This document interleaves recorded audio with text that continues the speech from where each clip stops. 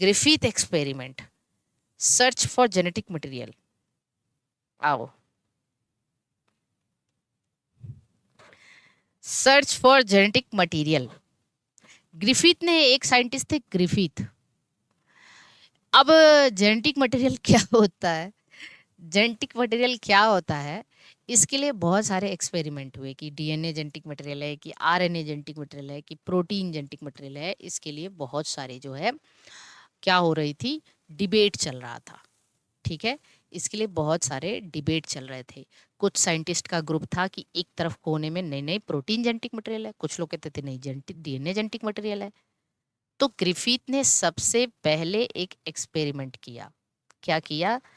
Griffith का experiment है transforming principle. Transforming principle, heading डालिए ट्रांसफॉर्मिंग प्रिंसिपल। ठीक है, प्रिंसिपल, ट्रांसफॉर्मिंग प्रिंसिपल में ये कब दिया गया था? 1928 में। Very very IMP.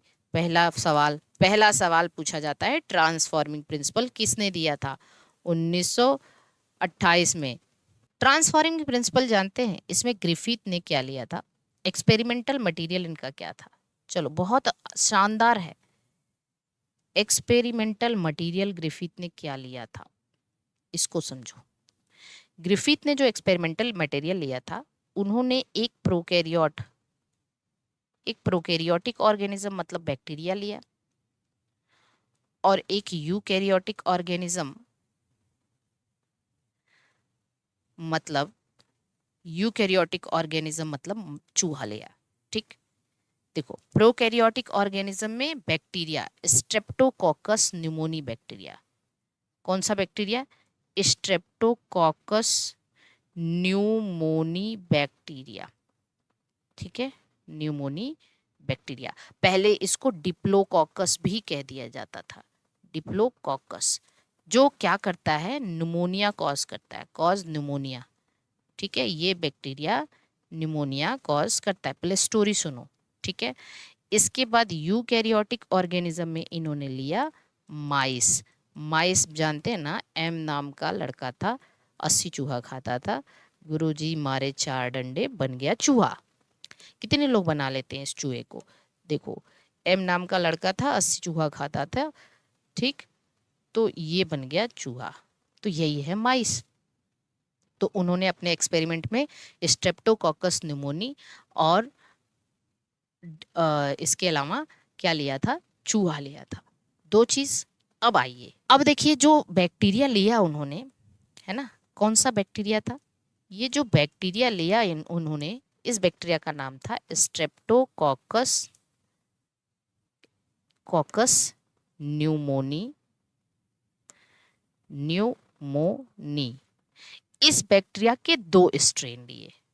2 स्ट्रेन का मतलब जैसे हम लोगों में, अब पंडित लोग हैं, पंडित लोग में पता नहीं कौन भूमिहर ब्राह्मण हो जाते हैं, तो फिर कौन से ब्राह्मण हो जाते हैं, उचाहार ब्राह्मण हो जाते हैं।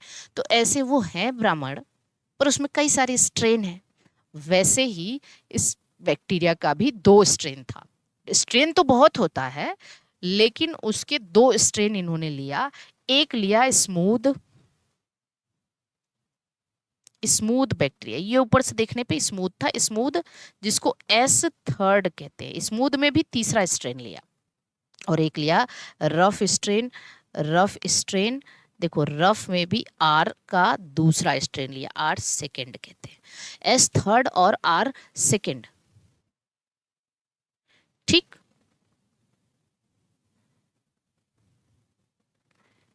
ओके, लाइट स्ट्रेन नहीं, स्मूथ और रफ, S और R याद रखना। S और R आद्विका हम अभी बताते हैं, S3 और R सेकेंड।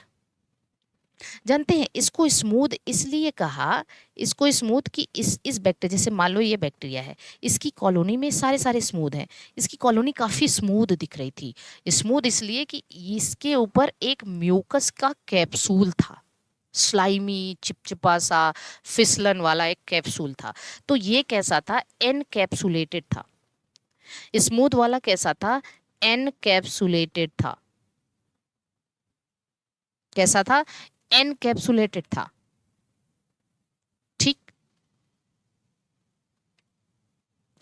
और ये कैप्सूल किसका है? Mucopolysaccharide capsule, mucopolysaccharide capsule. Mucus, mucus चिपचिपा होता है, फिसलन वाला होता है, तो ये कैसा था? एनकैप्सुलेटेड मतलब म्यूकोपॉलीसेकेराइड कैप्सूल। अच्छा, रफ वाला क्या था? नॉन कैप्सुलेटेड था, इसके ऊपर कैप्सूल नहीं था, नॉन कैप्सुलेटेड मतलब नो पॉलीसेकेराइड, पॉलीसेकेराइड कैप्सूल, इसके ऊपर कोई भी पॉलीसेकेराइड कैप्सूल नहीं था। अच्छा, इसकी वजह से ये वाला जो बैक्टीरिया है उसका प्रोटेक्शन हो जाता था, क्योंकि इसके ऊपर एक कैप्सूल है। तो ये बैक्टीरिया अगर चूहे के अंदर जाता था, मेरी बात को ध्यान सुनना थोड़ा सा, ये बैक्टीरिया थर्ड एंड सेकेंड मतलब उसमें भी कई सारी वेराइटी, ठीक है, ठीक, ये बैक्टीरिया अगर चूहे के अंदर जाता था तो अब कोई भी चीज हमारी बॉडी में कोई बैक्टीरिया गया तो हमारे फेगोसाइटिक सेल्स तो उसको मारने की कोशिश करेंगे। तो फेगोसाइटिक सेल्स में जो लाइसोसोम होता है हमारी बॉडी में, वो कुछ एंजाइम सिक्रीट करते हैं, एसिडिक एंजाइम, वो एंजाइम इसको माइक्रो ऑर्गेनिज्म को मारता है। जब एस थर्ड चूहे की बॉडी में डाला गया, सुनो मेरी बात, मान लीजिए ये चूहा है और इसके अंदर एस थर्ड डाला गया, तो चूहे का जो लाइसोसोम या चूहे का जो एंजाइम है वो एस थर्ड को मार नहीं पाता था, क्योंकि इसके ऊपर कैप्सूल है, इस बैक्टीरिया के ऊपर कैप्सूल है। तो S third is not degraded by the lysosomal enzyme of माइस। ये चूहे के अंदर इस बैक्टीरिया को जब ग्रिफिथ ने डाला तो चूहे को निमोनिया हो जाता था। ऐसा क्यों? क्योंकि इस बैक्टीरिया को चूहे का एंजाइम मार नहीं पाता था, क्योंकि इसके ऊपर कैप्सूल था और बैक्टीरिया को ये किल नहीं कर पाता था। तो यहाँ पे देखिए ये क्या है? Not degraded by lysosomal enzyme of mice. Mice का एंजाइम इसको मार नहीं पाता था और ये बैक्टीरिया माइस के अंदर जिंदा रह जाता था। तो ये क्या करता था? Cause disease. तो जो एस थर्ड है वो क्या करता था? कॉज डिजीज, डिजीज कॉज कर देता था, जिसकी वजह से इसको क्या कहते थे? Virulent, virulent, very very IMP.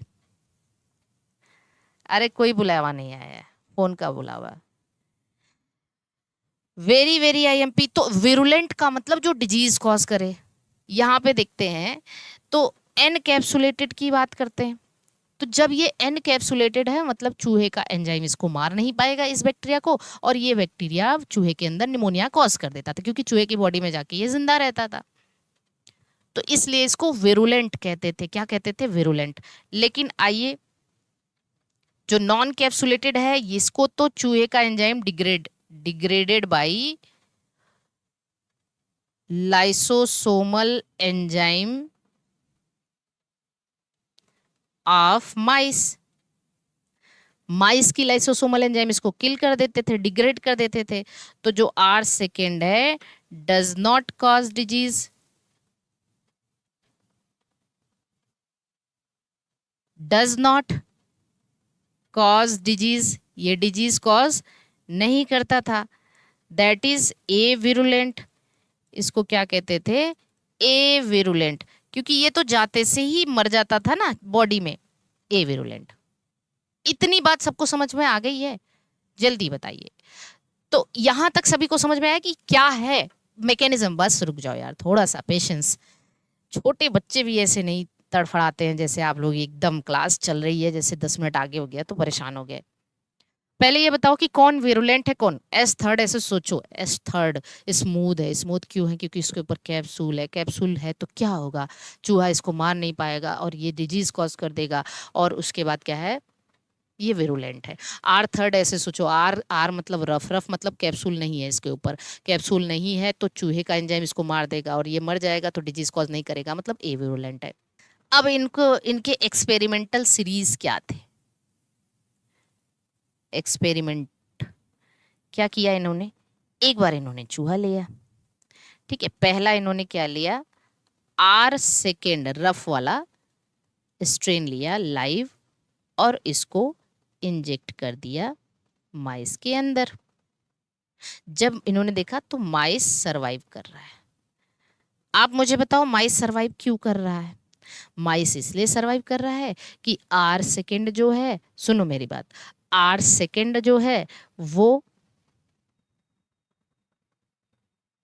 Rough है, डिजीज कॉज नहीं कर पाएगा, कैप्सूल इसके ऊपर नहीं है।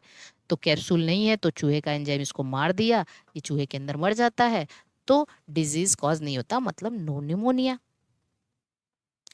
नो न्यूमोनिया, न्यूमोनिया होगा नहीं होगा। फिर दूसरे में इन्होंने क्या किया कि अब इन्होंने एस थर्ड वाला लिया बैक्टीरिया लाइव और इसको डाला चूहे के अंदर। चूहे के अंदर डाला, चूहे के अंदर डाला तो इस बार माइस डाइड ऑफ न्यूमोनिया। ऐसा क्यों हुआ ये तो आप समझ सकते हो, एस थर्ड वाले के ऊपर कैप्सूल है, कैप्सूल है तो चूहे का एंजाइम इसको नहीं मार पाया और ये चूहे के अंदर जिंदा रहा और इसने न्यूमोनिया कॉज कर दिया। ठीक है, चलो अब इन्होंने कहा कि अच्छा एक काम और करते हैं, एस थर्ड को हीट किल कर देते हैं। हीट देके इसको इनएक्टिव कर दिया। जब हीट किल कर दिया और अब चूहे के अंदर डाला तो एस थर्ड इनएक्टिव हो गया है। अब इसको चूहे के अंदर डाला तो चूहा फिर से सरवाइव कर गया। इसका मतलब ये कि जब हीट किल कर दिया एस थर्ड को तो वो इनएक्टिव हो गया, एस थर्ड वाला बैक्टीरिया इनएक्टिव हो गया तो अब वो डिजीज कॉज नहीं कर पा रहा है और डिजीज कॉज नहीं कर पा रहा है तो चूहा जिंदा है। लेकिन अब इन्होंने कहा कि अच्छा मैं एक और काम करता हूं, जिस जिस केस में चूहा, जैसे हीट किल्ड वाले में चूहा सरवाइव कर रहा है, आर सेकेंड वाले में चूहा सरवाइव कर रहा है, इन दोनों को साथ लेते हैं। तो इसने आर सेकेंड लाइव लिया इस बार और एस थर्ड हीट किल्ड लिया इस बार। अच्छा, इन दोनों में अलग अलग क्या हो रहा था, आर सेकेंड लाइव देने पे भी चूहा जिंदा था, एस थर्ड हीट किल्ड देने पर भी चूहा जिंदा था। लेकिन जब इन्होंने इन दोनों के मिक्सचर को चूहे के अंदर इंजेक्ट किया तो चूहा मर गया, माइस डाइड, चूहे को निमोनिया हो गया। ये कैसे पॉसिबल है? How is it possible? बताइए, ये कैसे पॉसिबल हो गया? जबकि इन दोनों को अलग अलग जब दे रहे थे एस थर्ड लाइव को तो चूहा जिंदा था, एस आर सेकेंड लाइव दिया तो चूहा जिंदा था, एस थर्ड हीट किल दिया तब भी चूहा जिंदा था। पर इन दोनों को एक साथ दिया तब चूहा कैसे मर गया? माइस डाइड। तब इन्होंने कहा कि समथिंग, कुछ तो ऐसा है कि जब इन दोनों को हम साथ में रख रहे हैं ना तो कुछ तो ऐसा है कि एस थर्ड जो हीट किल्ड है उससे आर सेकेंड में ट्रांसफर हो रहा है और आर सेकेंड जो पहले कभी ए विरुलेंट था वो विरुलेंट हो जा रहा है, क्योंकि जिंदा इसमें तो आर सेकेंड है, यही कुछ कर रहा होगा। लेकिन आर सेकेंड जिंदा में अकेले तो कुछ नहीं कर पा रहा था, अब भी आर सेकेंड जिंदा है तो कैसे कर रहा है? इसका मतलब एस थर्ड से कुछ आ रहा है। एस थर्ड जब जिंदा था तो वो कुछ कर रहा था ना, एस थर्ड जब जिंदा था, लाइव था, तब तो वो डेथ कॉज कर रहा था। आर सेकेंड जब जिंदा था तो वो डेथ कॉज नहीं कर रहा था। इस बार एस थर्ड हीट किल्ड हो गया है और आर सेकेंड लाइव ही है, तो आर सेकेंड में एस थर्ड से कुछ ऐसा आ रहा है जिसकी वजह से आर सेकेंड जो पहले ए विरुलेंट था वो विरुलेंट हो जा रहा है। तो इनकी फाइंडिंग क्या थी कि कुछ तो ऐसा है। इनका कंक्लूजन क्या था? इनका कंक्लूजन ये था, समथिंग इज ट्रांसफरिंग फ्रॉम, देखो कुछ ऐसा है, क्योंकि एस वाले पे ज्यादा डाउट था, एस वाला ही जब लाइव था तो डिजीज कॉज कर रहा था,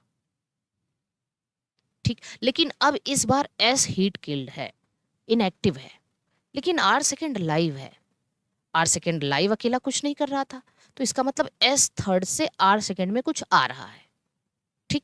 समथिंग इज ट्रांसफरिंग फ्रॉम,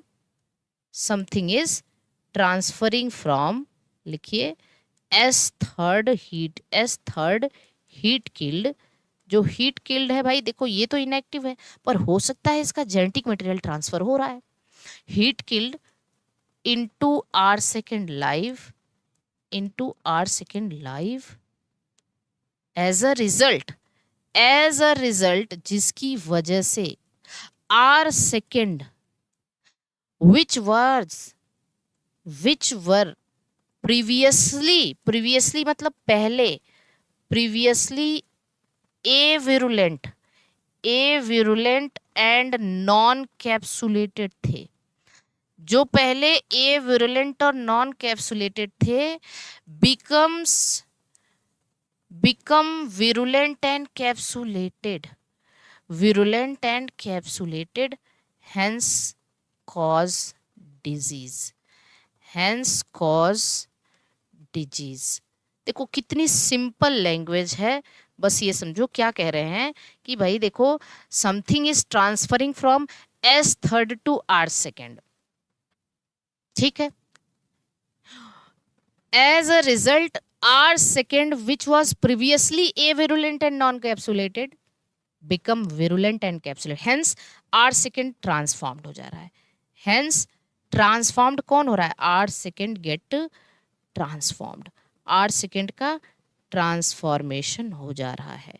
अब ग्रिफिथ को लेकिन ये नहीं, आपको पता है जब हम बैक्टीरिया में ट्रांसफॉर्मेशन पढ़ते हैं, एक प्रिंसिपल होता है ट्रांसफॉर्मेशन, आपको याद होगा या आप पढ़ेंगे कि दो बैक्टीरिया एक दूसरे के कांटेक्ट में रहते हैं तो एक का जेनेटिक मटेरियल अननोन मैकेनिज्म से दूसरे के अंदर ट्रांसफ़र हो जाता है, इसको ट्रांसफॉर्मेशन कहते हैं। आज तक ये मैकेनिज्म नोन नहीं हुआ कि कैसे एक का जेनेटिक मटेरियल दूसरे में जाता है। हम कॉन्जुगेशन पढ़ेंगे, ट्रांसफॉर्मेशन पढ़ेंगे, ट्रांसडक्शन पढ़ेंगे। तो ट्रांसफॉर्मेशन में एक चीज़ आती है कि जब दो बैक्टीरिया एक दूसरे के कॉन्टैक्ट में होते हैं तो एक का जेनेटिक मटेरियल दूसरे में अननोन मैकेनिज्म से ट्रांसफ़र हो जाता है, इसी को ट्रांसफॉर्मेशन कहते हैं।